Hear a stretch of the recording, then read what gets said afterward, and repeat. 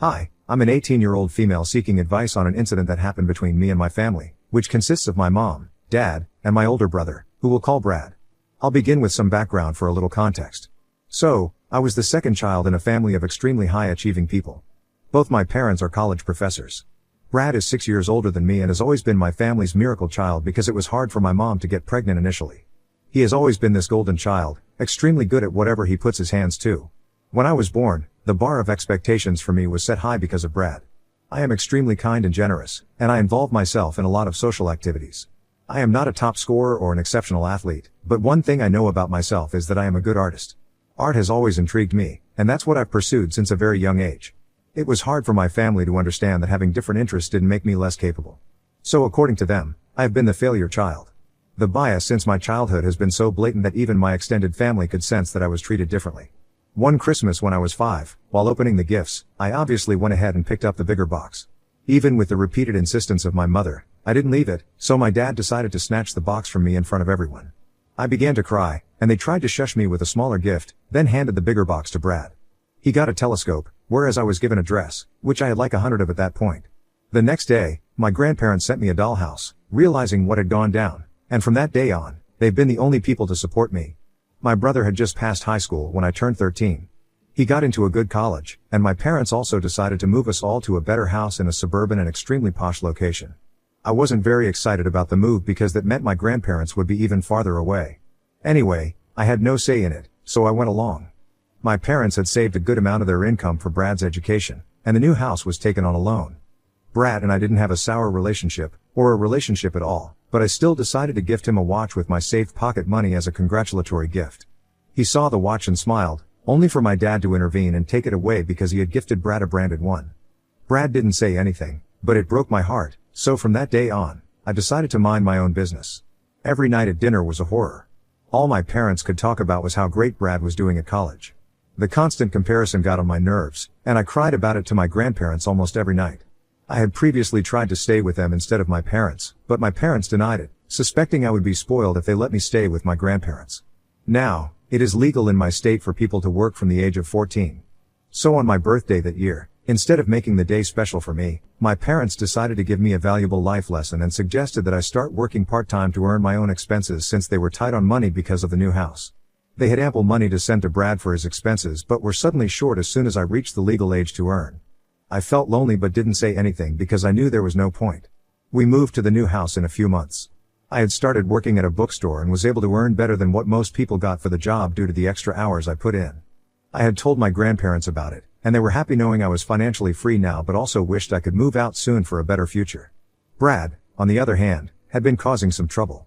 He had gotten into a relationship and was missing classes and stuff, which led to my parents being frustrated at home.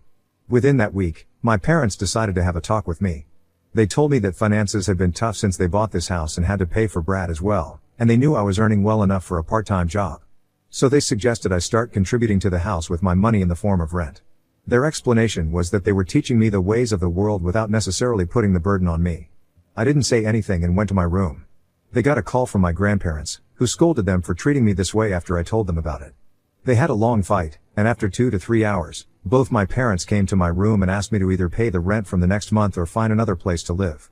My first response was that I was going to stay with my grandparents, but it was too far from my school, and because they were quite old, I decided not to be a burden on them, irrespective of them insisting that I come to their house, and I started giving my parents rent. I would have helped them with the finances if they had asked nicely, but their holier-than-thou attitude was what led to our relationship turning sour. I was just waiting for school to be over so I could move out of their house because after this, I didn't feel any connection to my own family. The next 2 years were quiet for me. I used to mind my own business and stopped having dinner with my parents. I was doing okay at school, and with my final year of high school approaching, I could see myself getting into a reputed art school. My parents weren't concerned as long as they were getting their monthly rent, and they were actually preoccupied with Brad. Brad had just graduated from college and was unwilling to come home to be with his girlfriend. His life had completely derailed after getting into a relationship, with his grades going down by the end of his degree, due to which he couldn't get a good enough job. My parents were pressuring him to come back home, but he went off the grid for 2 days, and they freaked out at him bailing on them. When they got a call back, they were informed by him that he had married his girlfriend in Vegas. The next few weeks were tough because there were constant arguments at our home regarding this. Brad was trying to convince them to meet his wife once before passing judgment on her, and my parents were just constantly ranting about how he was bringing shame to our name. I couldn't have been less bothered, just that I started to hang out at my friends' houses more. No one other than my grandparents knew about this. So my parents eventually met Brad and his wife but weren't welcoming. They bitched about the girl after she and Brad left, and I honestly found them pathetic for this, but I wasn't going to involve myself because my last high school year had begun, and there was no way I was going to risk it for their petty fights. I had started to live at my grandparents' house for weeks at a time because of my toxic household and because I had turned 18. Things changed right before my finals. Things started to go bad between Brad and his wife because of our parents' interference, and they eventually concluded that divorce was the only option. My parents couldn't have been happier and blamed everything that was wrong with Brad on his now ex-wife. I was asked to pay for my parents' trip to Brad's city to bring him back home, which I clearly said no to. They weren't pleased but arranged funds from somewhere else to get Brad back. A detail I didn't mention was that this new house we had moved to only had 2 bedrooms. So when Brad was brought back, my parents asked me to shift to the hall for the time being since I was about to leave for college in a few months. They clearly didn't care about me or my education and how this shift could affect me but wished for their golden child to have access to everything to start fresh. Because I was paying rent to them, I told them that this arrangement wasn't acceptable to me so close to my finals. They suggested that if this wasn't good enough for me, then I could go stay at my grandparents' house like I had been doing for the past few months, just that I would still have to pay the rent because most of my stuff would still be at the house. I expected Brad to say something, but he didn't bat an eye at our parents treating me like this. I couldn't believe how cruel my own family was being to me, but I decided to stay strong. I went straight to my room, packed all the stuff I needed, and called a cab to leave their house.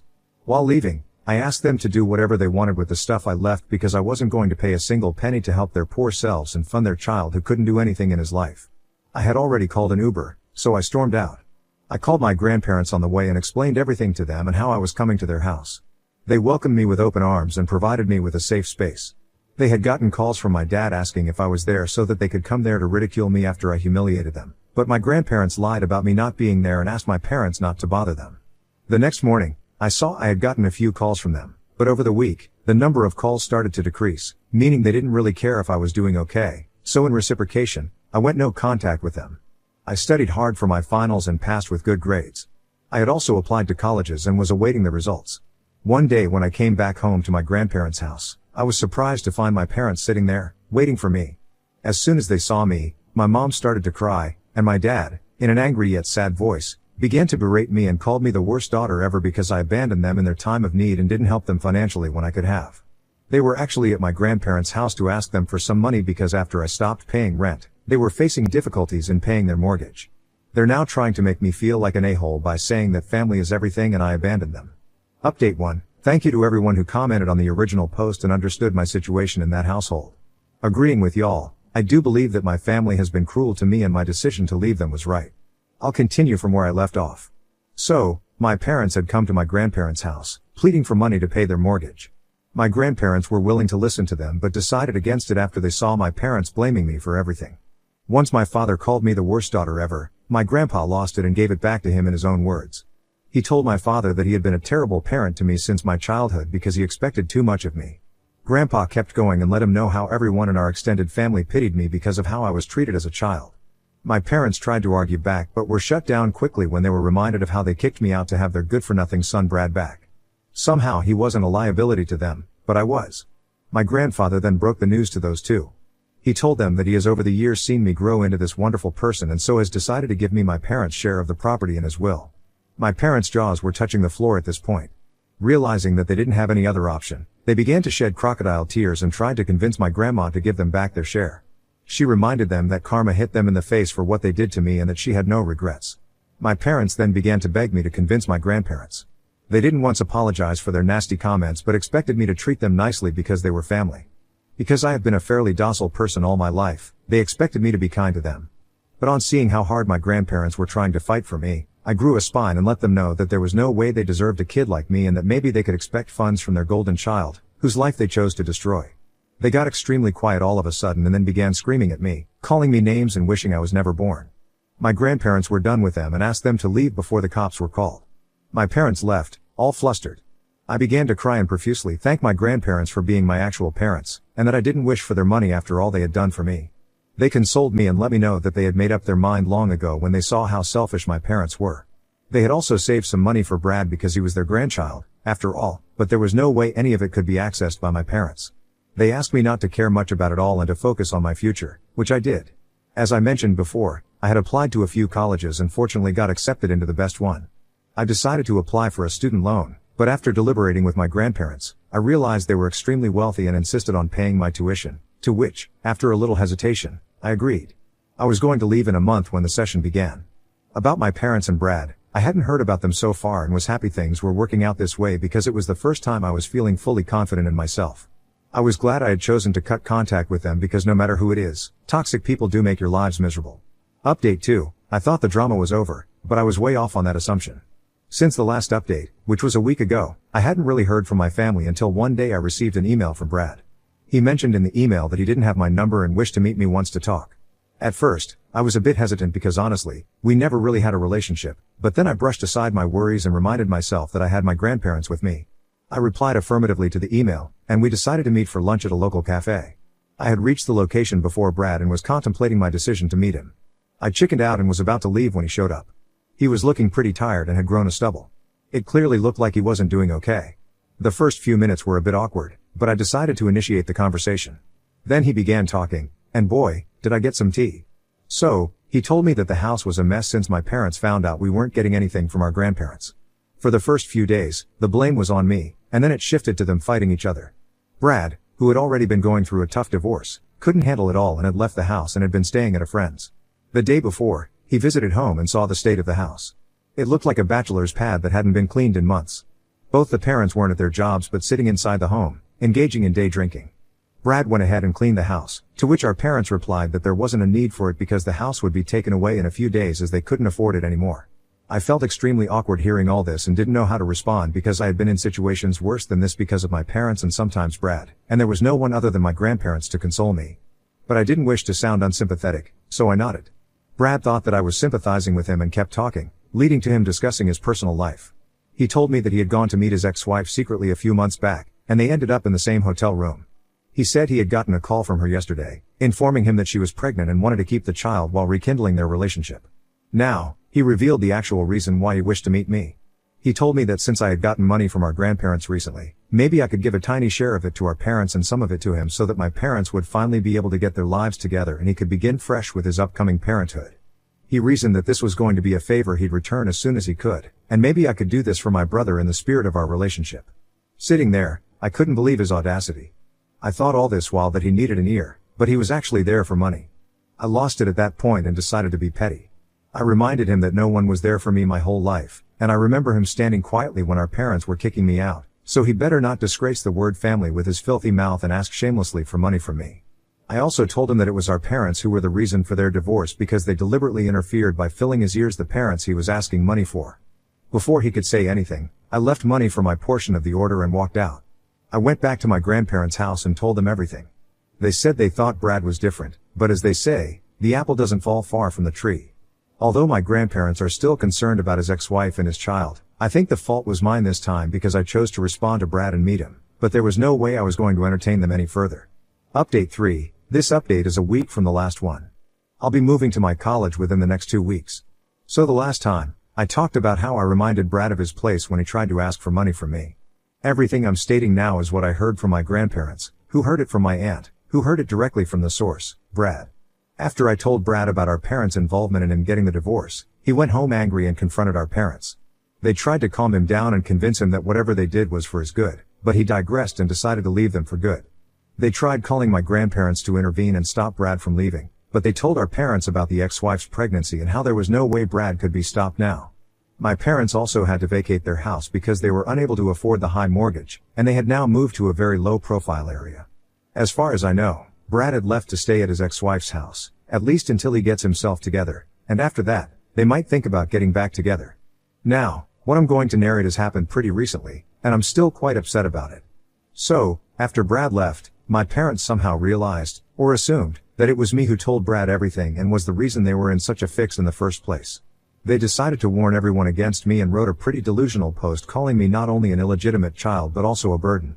They thought their posting such filth would garner them some sympathy, but people who had seen my childhood read that post and wrote some nasty comments about my parents, saying how undeserving they were of a child like me. A few who didn't know anything rang me up and chose some choice words to remind me how ungrateful I was as a child, and I replied to them, saying if they don't know me, their opinion doesn't mean 2 cents to me. It offended most of them, but honestly, I didn't care enough. The only thing I was quite sad about was my parents thinking so lowly of me. I had always tried to be what they wanted me to become, only for them to blame everything wrong in their lives on me. I cried to my grandparents about it, who said they would make sure I wouldn't have to tolerate my parents once I left the city to study. Now, since my parents' plan to defame me to their advantage had failed, they tried to use the legal route to get back the inheritance they had lost. The lawyer was a family lawyer and had a great relationship with my grandparents. He gave my parents a reality check and asked them to stop humoring themselves, leaving them embarrassed. Then he told my grandpa about it, who narrated the incident to us as a funny story. I don't think my parents' shenanigans are going to stop, but I hope things don't get any worse for me, at least until I leave. After I leave, I will officially be done with them, and none of it would be my business, which, to be honest, is a pretty exciting prospect at this point. Update 4. So, I am writing this update after a month. I am now living in the dorm of my college and having an excellent time adjusting to this new life away from the toxicity. I have still been in constant touch with my grandparents, which is why I am able to write this update. Before I begin, I'd like to answer a question that was being asked a lot. A lot of the comments mentioned that my parents are professors and wondered how it was possible for them to run out of money to pay the mortgage. I think people have underestimated how bad their financial planning was. The new house we moved to was extremely costly, way beyond what our parents earned. They thought they'd be able to pay through their savings but were way off in their calculations, and that's why they were facing such a financial crisis now. Now, about the situation with my parents. They have been bad-mouthing me to anyone and everyone, but most people have not been taking them seriously after their post. Brad, on the other hand, lived with his ex-wife for like 2 weeks and came back to our hometown in hopes of better opportunities. He had taken some money from his ex-wife and was searching for places to live because he didn't wish to go back home to my parents. My grandparents offered him their place to stay until he found a job, and he accepted. When they asked him about his future plans, he told them that he still plans to get back with his ex-wife for the sake of their family. Our parents tried to get in touch with him, but he outright asked them to get their act together before they try to be a part of his life. My grandparents mentioned to me that they wished to help Brad out because they could feel his desire to change and were going to offer him some money once he got a job. I didn't give any opinions but trusted my grandparents for their best judgment. A few days later, I came back to my grandparents' house to collect some stuff I didn't take in the first go. I also gifted them a painting I made, which they forcefully paid me for as a token for my first sale as an artist. I thanked them and got a bit emotional, remembering how my parents used to ask for money from me when I was just a child. My grandfather, on hearing this, mentioned how he found my parents taking rent from me absurd in the first place because they didn't have any expenses other than groceries. I asked him what he was talking about, and he told me that he had set up a fund for my and Brad's education since middle school, and that was what paid for most of our school and Brad's college expenses, with my parents having full control over it. This came as a huge surprise to me because I was told since my childhood that I should start paying up ASAP to reduce the burden on my parents and handle my own expenses. I told my grandfather that I had no idea of this, and he took it into his hands to confront my parents. Brad was still living there and had come back after his day of job searching around the town. My grandma invited my parents, and what unfolded was something we didn't expect. When my parents showed up, Grandpa sat them down and asked them about the fund for my and Brad's education in our presence. They tried to cover by saying how it was used as intended, but on being asked further about why I had to contribute, they broke down. They admitted to using all that money for their own enjoyment and activities, never once thinking about how that would affect us. I couldn't believe how my own parents could be this selfish. After listening to everything they had to say, I made it very clear that I wanted nothing to do with them. Even if I ever, which is not a huge possibility at this moment, decide to have a relationship with them in the future, it will be on my terms. The next day, as I was packing to go back to college, Brad came to my room and apologized to me for everything, and for not being there as a big brother. He said I was still family to him and he would love it if his child could get to have time with their aunt. I decided to forgive him and slowly build our non-existent relationship. My grandparents were happy that we were trying to patch things up, and honestly, if my grandparents weren't there for me, I don't know where I would have been by now. So, I have decided to dedicate my first professional painting collection to them.